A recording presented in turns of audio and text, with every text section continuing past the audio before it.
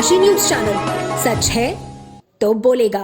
ओम या देवी सर्वभूतेषु शक्ति रूपेण संस्थिता नमस्तस्यै नमस्तस्यै नमस्तस्यै नमो नमः। मित्रों नमस्कार, मैं Pandit Shyamdhar Shastri Den Kashi news channel में समस्त दर्शकों का स्वागत एवं अभिनंदन करता हूं।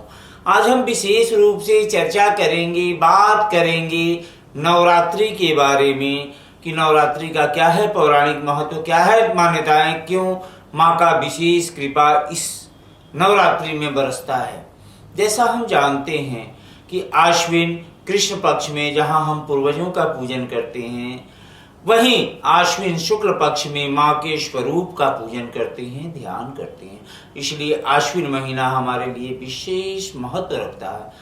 जैसा हम जानते हैं 4 नवरात्रि वर्ष में पड़ता है।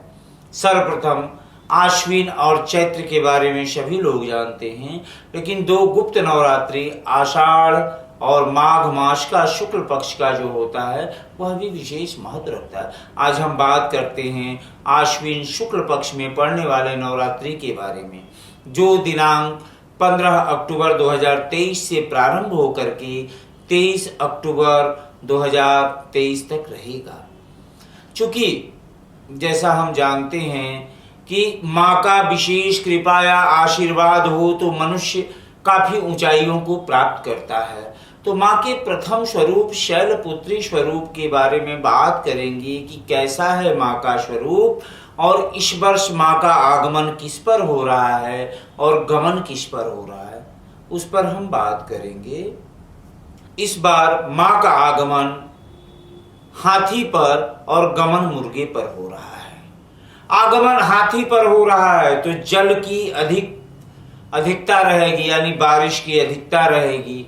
इसके अलावा गमन जो मुर्गे पर हो रहा है उससे मनुष्य के अंदर व्याकुलता होगा, सामाजिक स्थितियां असंतुलित होंगी, विवाद की स्थितियां बनेगी, प्राकृतिक आपदाएं आएंगी, मानसिक रूप से लोग तनावग्रस्त रहेंगे। तो विशेष रूप से ये हुआ कि माँ का आगमन हाथी पर और गमन मुर्गे पर हो रहा है। अब हम बात करते हैं माँ के स्वरूप के बारे में कि माँ का स्वरूप कैसा होता है, माँ का क्या कृपा होता है हमारे ऊपर, और इसके पीछे देवी भागवत महापुराण में क्या कहा गया है, क्या कथा है, क्या मान्यताएं हैं, इस पर हम बात करेंगे। सर्वप्रथम बात करते हैं माँ के स्वरूप के बारे में। शैलपुत्री माँ का जो स्वरूप है, एक हाथ में त्रिशूल और दूसरे हाथ में कमल पुष्प और वृषभ यानी नंदी पर सवार हैं, ये माँ का स्वरूप है। माँ का जब भी आप पूजन करते हैं, ध्यान करते हैं, तो ध्यान दें लाल या पीला वस्त्र यदि धारण करेंगे तो विशेष लाभप्रद रहेगा, क्योंकि माँ को विशेष रूप से लाल वस्त्र और पीला वस्त्र पसंद है। इसके अलावा हम चर्चा करते हैं कि माँ को प्रसन्न करने के लिए, चूंकि प्रतिपदा के दिन कलश स्थापन किया जाता है, तो कलश स्थापन का जो उपयुक्त समय है वो प्रातः 6:10 से लेकर के 8:40 तक। इसके अलावा दोपहर 11:10 से 2:05 तक कलश स्थापन का शुभ मुहूर्त है। तो आज के दिन हम कलश स्थापन करते हैं, माँ का ध्यान करते हैं, पूजन करते हैं, ताकि भगवती की कृपा आपको मिले। अब इसके पीछे जो पौराणिक महत्व है उस पर हम चर्चा करते हैं। एक समय माँ पार्वती के पिता दक्ष, प्रजापति दक्ष ने एक बड़े यज्ञ का आयोजन किया। उस यज्ञ के आयोजन में सभी देवता दानव सभी को उन्होंने निमंत्रित किया, लेकिन अपनी पुत्री और दामाद यानी शिव और पार्वती जी को निमंत्रित नहीं किया। भगवान शिव को पता चला, किंतु पार्वती जी ने हठपूर्वक उन्होंने कहा कि मैं अपने पिता के घर जाऊंगी। जैसा हम जानते हैं कि पिता से विशेष लगाव लड़कियों का होता है या मायके से विशेष लगाव होता है, तो उन्होंने शिव जी से जिद किया, अड़ गई। तो भगवान शिव ने कहा ठीक है जाइए। पार्वती जी जब वहां गई यज्ञ में तो शिव का भाग नहीं देखा, सभी देवता उपस्थित थे, लेकिन शिव का कोई भाग नहीं देखा तो वो क्रोधित हो गई और उन्होंने हवन कुंड में अग्नि में समाहित कर लिया, अपने को अग्नि में उन्होंने समर्पित कर दिया। भयंकर हाहाकार मचा, भगवान शिव के गण गए और यज्ञ को विध्वंस कर दिया। तदुपरांत भगवान शिव महायोग निद्रा में चले गए या महायोग साधना में चले गए।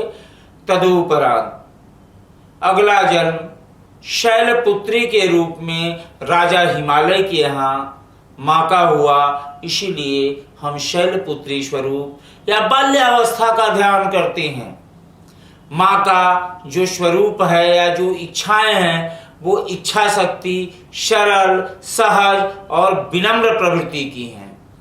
अतः जो माँ शैलपुत्री का पूजन और ध्यान करता है वो समस्त भौतिक संकटों से छुटकारा प्राप्त कर जाता है। इसमें कहीं कोई संदेह या संशय नहीं है। तो ये हो गया देवी भागवत पुराण की कथा की पुराण में ऐसा कहा गया है। अब आज के दिन आप विशेष रूप से क्या करें जिससे माँ प्रसन्न हो, माँ का कृपा आप पर बरसे, माँ का आशीर्वाद आप पर मिले। सर्वप्रथम पवित्र मन से, पवित्र हृदय से आप दुर्गा पाठ करें। अगर दुर्गा पाठ आप नहीं कर पाते तो यह एक छोटा सा मंत्र ओम दुम दुर्गाय नमः, ओम दुम दुर्गाय नमः, इस मंत्र का आप पाठ करते हैं तो लाभप्रद रहेगा, इसमें कहीं कोई संशय नहीं है। आजकल जैसा देखा जा रहा है कि कन्याओं के विवाह में नाना प्रकार की समस्याएं उत्पन्न होती हैं या विवाह में अवरोध उत्पन्न होता है, बात चलता है लेकिन शादी तक नहीं पहुंच पाता। तो इस नवरात्रि में विशेष रूप से कन्याओं के लिए आप संपुट पाठ कराएं माँ दुर्गा का तो लाभ रहेगा, इसमें कहीं कोई संशय नहीं है। आजकल परिवेश में देखा जा रहा है कि लड़कों का भी अनुपात विवाह के मामले में बहुत बेहतर नहीं है। तो नवरात्रि में जिन लड़कों का विवाह नहीं हो रहा हो वो विशेष रूप से इस मंत्र का संपुट पाठ कराएं। पत्नीं मनोरमां देहि मनोवित्तानुसारणीं तारणीं दुर्विसंसार सागरस्य कुलोद्भवान्। इस मंत्र का अगर संपुट पाठ कराते हैं तो लाभ रहेगा, लाभप्रद रहेगा, इसमें कहीं कोई संशय नहीं है, इसमें कहीं कोई संदेह नहीं है। साथ ही कन्याओं का भी हमने चर्चा किया कि जिनके विवाह में विलंब हो रहा हो तो कात्यायनी देवी का जाप नवरात्रि में अगर आप कराएं तो भी विशेष लाभप्रद रहेगा, इसमें कहीं कोई संदेह नहीं है, इसमें कहीं कोई संशय नहीं है। तो जो नवरात्रि व्रत होता है वो आत्मशुद्धि, यानी हम स्वयं को शुद्ध रखें, स्वयं को विचारवान रखें, स्वयं को क्रियाशील रखें तो लाभ होता है। अब हम बात करते हैं कि क्या करें जिससे माँ शैलपुत्री प्रसन्न हो और उनकी कृपा हमें प्राप्त हो। सर्वप्रथम आप पान का पत्ता ले लें और 5 लौंग, थोड़ा सा कपूर रखें और माँ के सामने आप इस वस्तु को रख करके प्रणाम करें और इस मंत्र का हो सके तो कुछ एक माला जाप कर लें। या देवी सर्वभूतेषु शैलपुत्री रूपेण संस्थिता नमस्तस्यै नमस्तस्यै नमस्तस्यै नमो नमः। दोबारा आप मंत्र को सुन सकते हैं। ओम या देवी सर्वभूतेषु शैलपुत्री रूपेण संस्थिता नमस्तस्यै नमस्तस्यै नमस्तस्यै नमो नमः। इस मंत्र का अगर आप जाप करते हैं, इस मंत्र का अगर आप ध्यान करते हैं तो आपके समस्त कष्ट समाप्त हो जाएंगे, इसमें कोई संदेह नहीं है। तो हमने जो चर्चा किया कि 5 लौंग, पान का पत्ता और थोड़ा सा कपूर माँ के सामने रखें, तदंतर उसको माथे से लगाएं और नवरात्रि के बाद जल में प्रवाहित करें तो आपके समस्त कष्ट समाप्त हो जाएंगे और इच्छाओं की पूर्ति होंगी, इसमें कहीं कोई संदेह नहीं। क्योंकि आज हम नवरात्रि के समय माँ का ध्यान करते हैं, पूजन करते हैं, लेकिन आज कलिकाल में, कलियुग में देखा जा रहा है जो जन्मदात्री माँ है, जो जन्म देने वाले पिता हैं, उनका हम सम्मान नहीं करते, उनका हम आदर नहीं करते, जिससे हमारे जीवन में विषमताएं आती हैं, मानसिक तनाव होता है, अवरोध की स्थितियां उत्पन्न होती हैं। तो आप विशेष रूप से नवरात्रि में संकल्प लें कि अपने माता पिता के प्रति आप समर्पित होंगे और विशेष रूप से माँ और पिता का कहना मानेंगे, क्योंकि ईश्वरीय कृपा भी वहीं होती है जहाँ माँ बाप का या बुजुर्गों का सम्मान किया जाता है। हमारे धर्मशास्त्र ऐसा कहते हैं, ज्योतिष में ऐसा वर्णन है कि अपने संबंधों को जब आप बेहतर बनाते हैं तो आपके ग्रह अनुकूल होते हैं, आपका जीवन सहज, सरल और बेहतर होता है। तो आप अपने बड़ों का सम्मान करते हैं तो विशेष लाभप्रद रहेगा, इसमें कोई संदेह नहीं।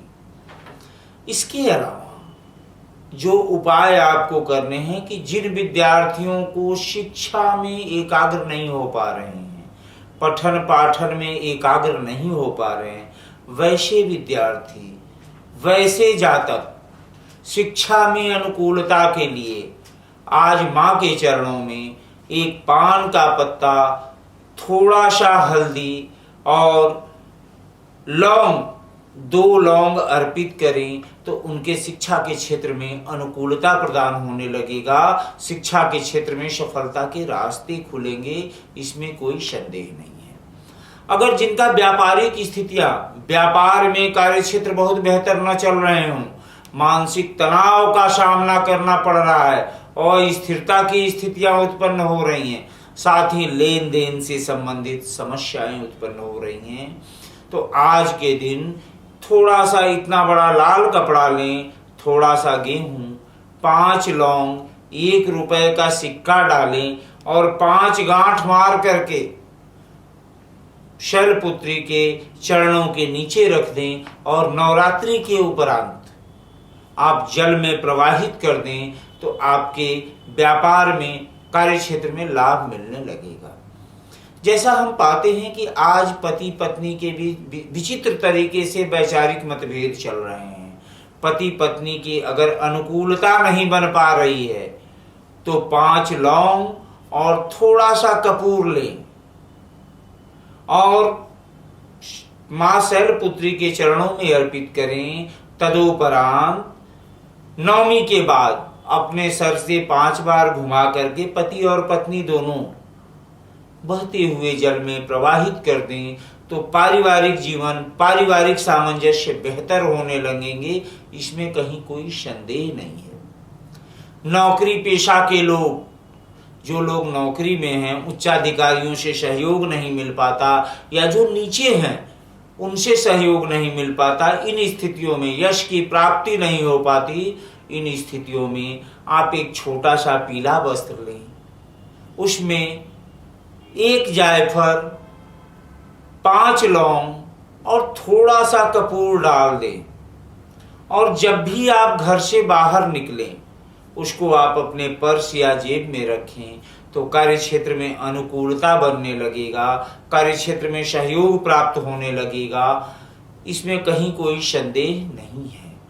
इसके अलावा हम चर्चा कर रहे थे कि माता पिता को एक समय के बाद जो सहयोग की आवश्यकता होती है, क्योंकि हमारे यहाँ कहा गया है कि जीवन में अगर आप माँ पिता का सम्मान करते हैं, माँ बाप को आदर देते हैं तो आपको ईश्वरीय कृपा की बारिश होती है।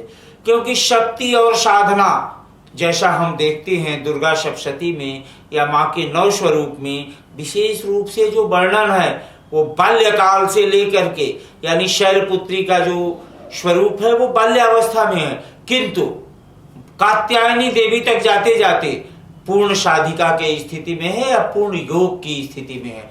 तदोपरांत महारात्रि और कालरात्रि और सिद्धिदात्री, ये जो 3 स्थितियां होती हैं वो पूर्ण ज्ञान की स्थितियां होती हैं। तो इसलिए हमारा जो जीवन वृत्त बना हुआ है वो क्रमशः आप बड़ों का सम्मान करें, आदर करें, तो आपका जीवन बेहतर होगा।